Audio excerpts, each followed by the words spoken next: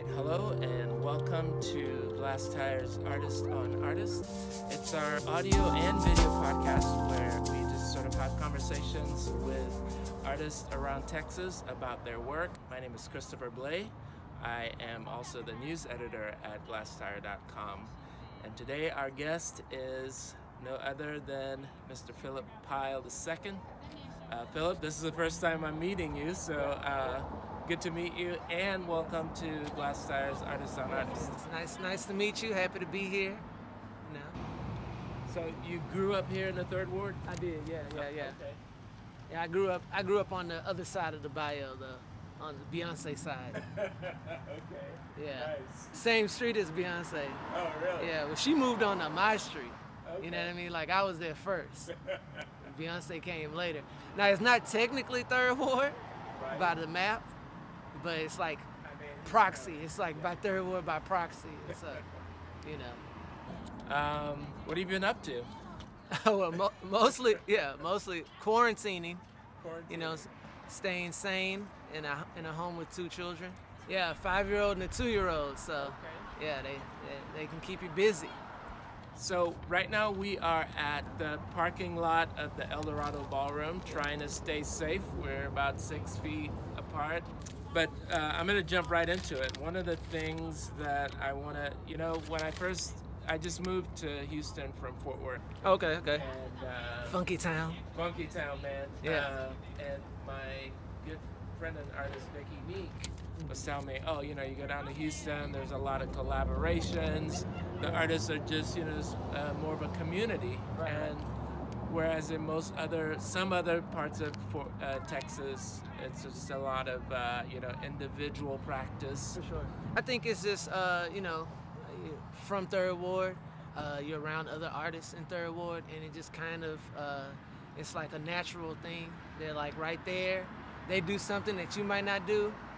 And so it just kind of like becomes like a natural springboard. But then a lot of the artists, if you grow up with them in the neighborhood from kids, it's just like, you just go from playing video games together to now like working on grant together. That's quite a leap from video games to grants. It's just like it's a steady progression of like, that's like the path, yeah. Playing outside in the street, video games, grants. One of the first collaborations that I just sort of found out about your work is one that you did with Robert Hod. Yeah, it's called Beauty Box. Yeah, Beauty Box is like a block right next door to where we are right now.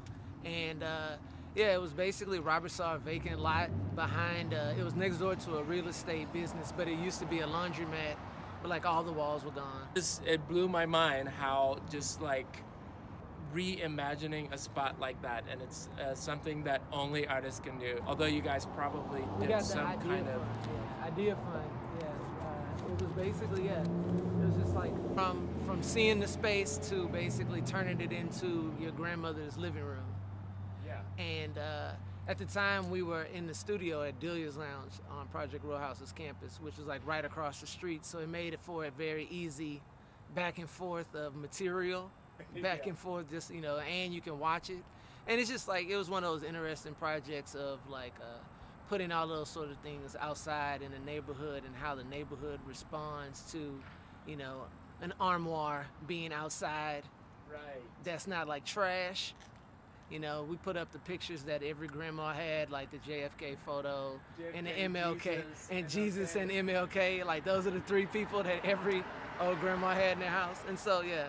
No, it was fun. It was a fun project. Yeah, and it seems like it was such a thing. It just kind of, it went up, and how long did it even last out there? Maybe like it was probably like 3 months, maybe. And then, and then after that, the owner of the property was like, y'all got to get this out of here. And so, I just had a vision that it would just kind of slowly disintegrate into a new kind of like detritus. Right, I mean, I think the space is still there. But it's just like now it's just back to empty. Now it's like completely fenced off though. Yeah. And it looks a lot like a lot of brand new buildings. Oh, for sure. Yeah, all of that's brand new. The park right here, $44 million park. Man. It looks very busy, like a park would look, right? It's like a $44 million park that you can't go to without, like, you gotta have, like, you know, pass and permit and get permission. Yeah. But that's what happens when you have a $44 million park in a black neighborhood. You know, you need 44 $1 million homes, or you know, Oh yeah, you could have had. you know, 88 $500,000. Had $500,000 homes. Yeah. Yeah, you could have done something like that. That's crazy. Yeah, somewhere in there, you mentioned, or I saw something about Everything Records. Right. Yeah. Talk to me about that, because I'm like completely clueless. All One right. of the joys Yeah. of moving to a new city like Yeah. this is not knowing about any of that. Everything Records basically started from Robert Hodge and another artist, Gregory Carter. We all grew up like on the same street, and the idea was essentially like a collective, like making, you know, putting everybody together. We all working on projects together. Everybody promote everyone, and so yeah, that kind of just was like the early stages of us trying to make our own sort of collective. Here at the Eldorado, I did a Third Ward Monopoly Club, and it was basically like my way of like trying to bring all the artists into one space. The initial intention was to make like Monopoly sharks. Like we were trying to get like really good in Monopoly, then go to these tournaments and just bombard them with like African American Monopoly players. And I reached out to like Parker Brothers and Mills and Bradley and stuff, and they were like, "No, we're shutting the tournaments down." And I thought like, you know, like I had an effect on them stopping the tournaments because of what was coming. But the Monopoly Club like brought in like every single artist that has been out of Houston like in the last 10 years. They all came in and either like, you know, went bankrupt or they won once or twice. Yeah. Who's on Boardwalk and Park? I would say that, yeah, I mean, myself, Robert Hodge, and Robert Pruitt were probably the most prolific at it. That's crazy. Yeah. Yeah, you've done quite a few collaborations, man. Do you find that it's easier to just kind of put heads together since you're all in the same like space city?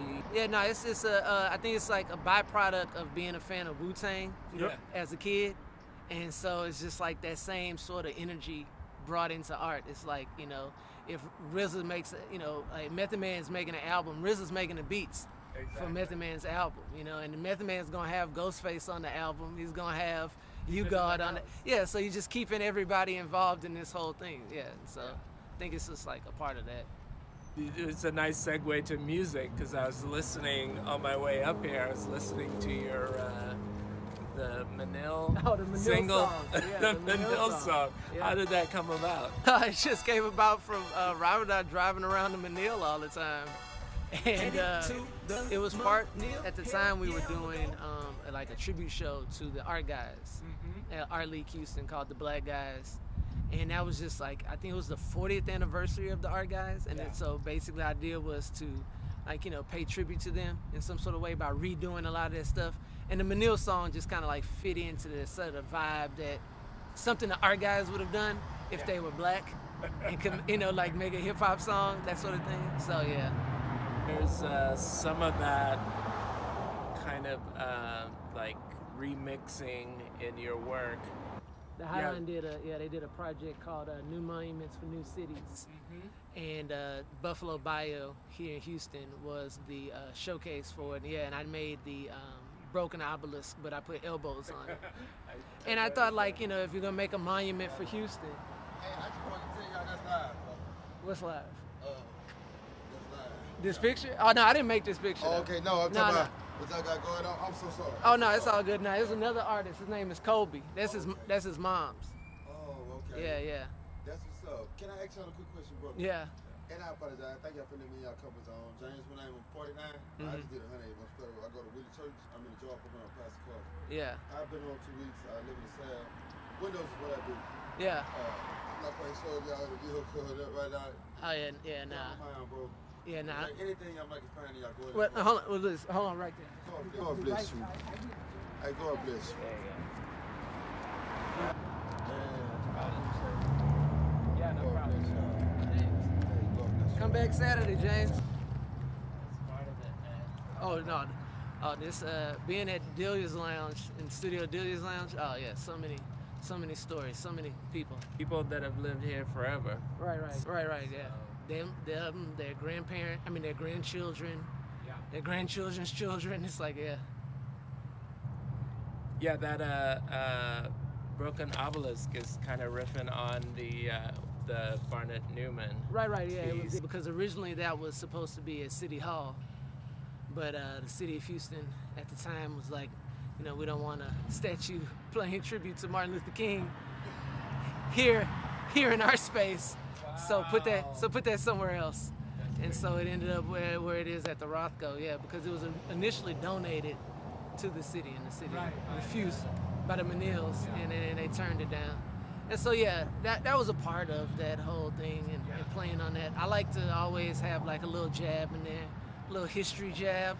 Yeah, speaking of history jabs, what is the piece? The one where you erased all the images from the...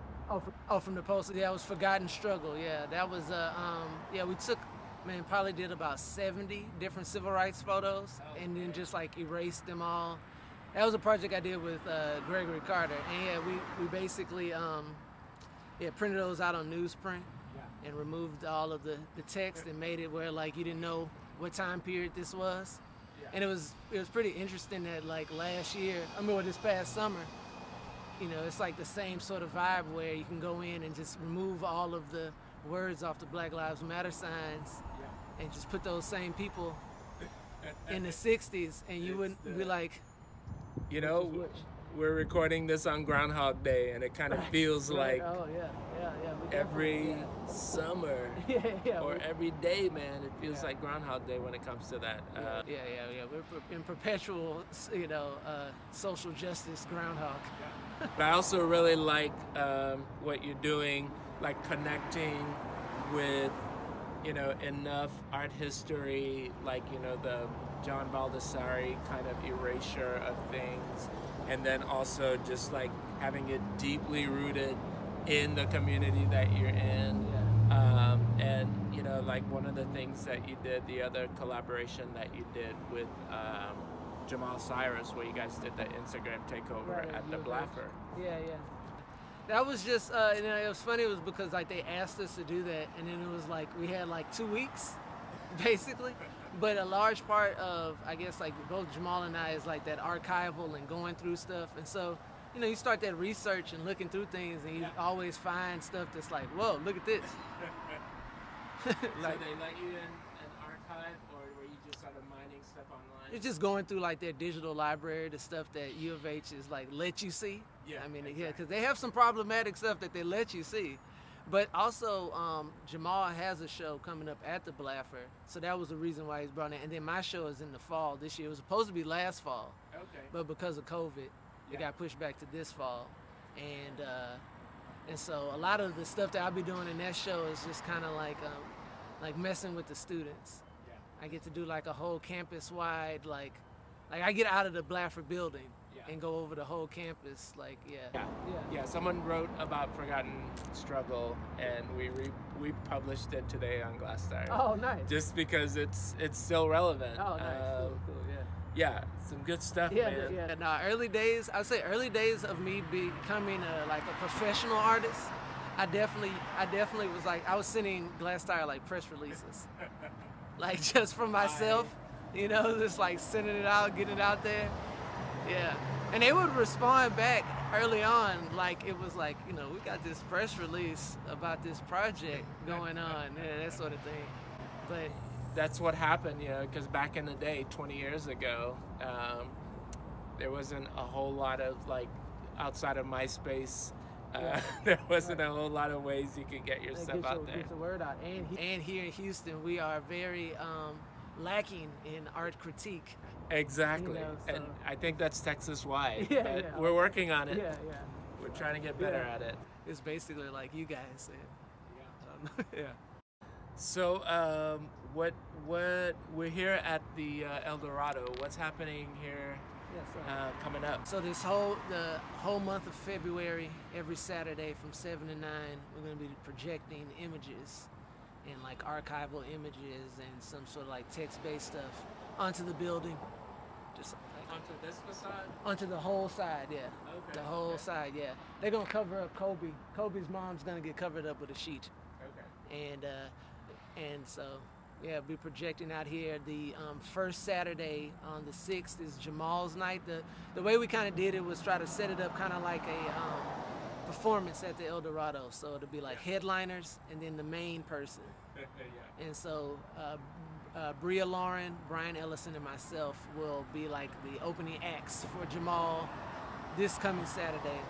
The following weekend, Brian will be the headliner, then Bria, and then myself. Well, yeah, we're gonna close off the parking lot from cars being able to drive through, and then we'll space out chairs out here. It'll be cold, and everybody can stand and just look at images. I mean, I'd say like a large part of the idea was just to give this Elgin corridor like something to see as you're driving by. I just thought it'd be like really cool to just see like a huge projection on the side of the building. And also it's like paying tribute to like, you know, one of the oldest buildings in the neighborhood, in the city. And it's kind of like a, you know, like how do you give an old building its flowers? Like, you know, everybody's talking about giving people their flowers before they're gone. So this is kind of like giving a building its flowers. Absolutely. Yeah, I just saw down the street one of those old buildings are cordoned off and just it's all over the place. It's like Eldorado doesn't all of its friends have died basically. It's like still here. You have a show coming up at the Blaffer next year? Blaffer is this year. This year in the fall. Okay. Right when school starts. Okay. Well, we'll look forward to it. What do you have planned for it? I mean, it's just basically just like I'm trying to confuse all of the new students at U of H. Just like a complete, all over the school, all over the campus. I was given like a heads up that I could not mess with the athletic side of the school. Of course. But I will bring some sort of will be some messing with the athletics in the way that I can get around it. So Well, Phillip Pyle, it's a pleasure talking with you, and thank you for hanging out, man. Thank you.